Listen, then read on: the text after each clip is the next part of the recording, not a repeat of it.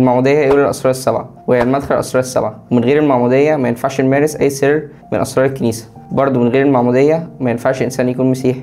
والمعمودية هي المشاركة مع المسيح بالموت ونقوم معاه، زي ما قال معلمنا بولس الرسول: فدفنا معه بالمعمودية للموت، حتى كما أقيم المسيح من الأموات بمجد الآب، هكذا نسلك نحن أيضا في جدة الحياة، لأنه إن كنا قد صرنا متحدين معه بشبه موته تصير أيضا بقيامته. بالمعمودية يحل فينا الروح القدس، زي ما قال معلمنا بطرس الرسول يوم حلول الروح القدس يوم الخمسين للشعب، فقال لهم بطرس: توبوا ليعتمد كل واحد منكم على اسم يسوع المسيح لغفران الخطايا فتقبلوا عطية الروح القدس. بعد ما عرفنا المقدمة عن سر المعمودية، هنعرف ازاي تم تأسيس سر المعمودية في الكنيسة. سر المعمودية اللي أسسه هو السيد المسيح، وبدأ الموضوع في يوحنا 3 لما نيقوديموس جه للسيد المسيح، والسيد المسيح قال لنيقوديموس: الحق الحق أقول لك، إن كان أحد لا يولد من الماء والروح لا يقدر أن يدخل ملكوت الله. يعني ببساطة سر المعمودية اللي أسسه السيد المسيح بنفسه، وأكد على أهميته وإنه من غيره ما نقدرش نتحد بالله. كمان آخر حاجة قالها السيد المسيح للتلاميذ قبل الصعود: اذهبوا وتلمذوا جميع الأمم وعمدوهم باسم الآب والابن والروح القدس. وكمان بنشوف موعظة بطرس اللي آمن فيها 3000 نفس لما اتأثروا وسألوه: نعمل إيه؟ قال لهم: توبوا وليعتمد كل واحد منكم على اسم يسوع المسيح لمغفرة الخطايا. ما قالهمش امنوا وخلاص، بالعكس اكد على ايمان، توبه، معموديه، عشان نقدر نتحد بجسد المسيح ونبقى اعضاء في جسد واحد. وده بيودينا لقد ايه الكنيسه بتهتم بالمعموديه من اول لحظه، وانها مش مجرد طقس، دي حاجه جديده مع المسيح، ونبقى اعضاء في جسد واحد. ودلوقتي مع مفاعيل سر المعموديه، مفاعيل السر المعموديه دي يعني اللي بيتغير فيا بعد ما بتعمد. اول حاجه حلول الروح القدس عليا، يعني ببدا حياه ابديه مع المسيح. تاني حاجه بالمعموديه تغفر الخطايا الجديه زي خطيه ادم وحواء. تالت حاجه بتموت فينا الطبيعه القديمه الملوثه، نقوم خليقه جديده مع المسيح، زي ما قال معلمنا بولس في كورنثوس الثانيه: ان كان احد في المسيح فهو خليقه جديده. رقم 4 اننا ولاده جديده من الروح القدس بالمعموديه. واخر حاجه معانا المعموديه وهي تكامل باقي الاسرار. واول حاجه الميرون وفيه يسكن الروح القدس. تاني سر التوبه والاعتراف، الغفران الخطايا والاستعداد بالاتحاد مع المسيح. تالت سر الفخارستيه وهو الاتحاد مع المسيح عن طريق الجسد والدم.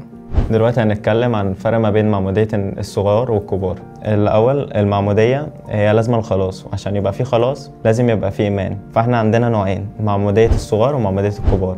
معمودية الصغار اللي بنعمد الصغار على إيمان والديهم، وساعتها بيبقى المسؤولية الكاملة على والديهم إن هم يعلموهم قواعد الإيمان بعد ما يتعمدوا بالظبط. زي جه يسوع قال لنا: دعوا الأولاد يأتون إلي ولا تمنعوهم لأن مثل هؤلاء ملكوت السماوات.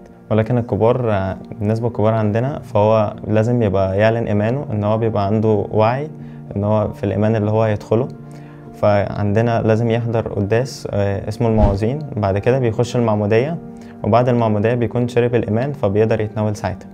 وعندنا مثل قوي من رموز الكنيسة في العهد القديم عن المعمودية، وهو كان عبور شعب بني إسرائيل في البحر الأحمر، وساعتها الكبار أمنوا بكلام موسى وعبروا، وكانوا الصغيرين بيأمنوا بكلام أبائهم وعبروا معاهم. عندنا آية مرقس 16 آية 16: من آمن واعتمد خلص ومن لم يؤمن يدان.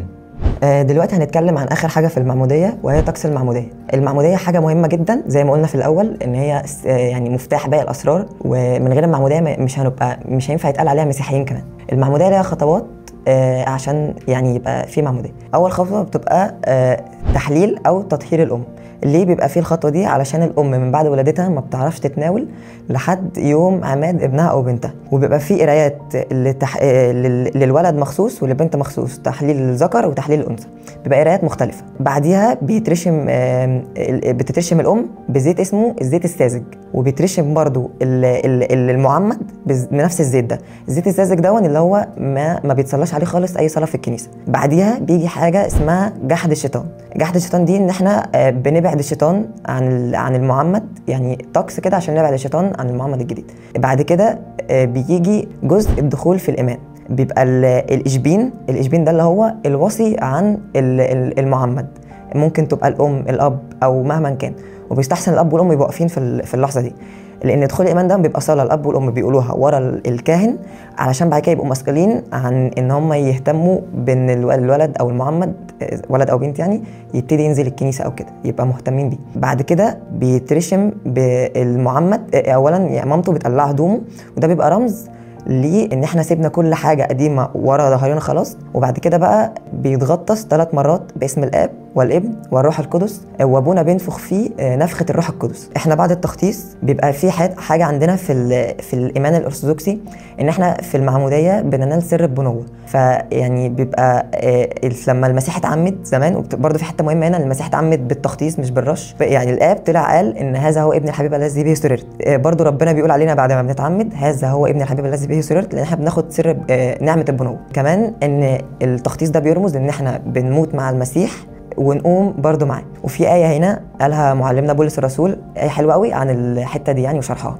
الآية دي في كولوسي الإصحاح الثاني آية 12: مدفونين معه في المعمودية التي فيها أقمتم أيضا معه بإيمان عمل الله الذي أقامه من الأموات. بعد كده بيطلع يلبس ثوب أبيض، ده دليل على الطهارة والنقاوة والميلاد الجديد. بعد كده بعد الثوب الأبيض بيلبس حاجة اسمها الزنار، بيبقى لونها أحمر، دي بترمز دم السيد المسيح. بعد كده بيقدر الطفل ومامته ان هم يتناولوا. بعد كده بعد ما القداس ما بيخلص بيبقى في زفه، بيتقال للولد اكسيوس يعني مستحق القداسه، او للبنت اكسيه مستحقه القداسه برضه.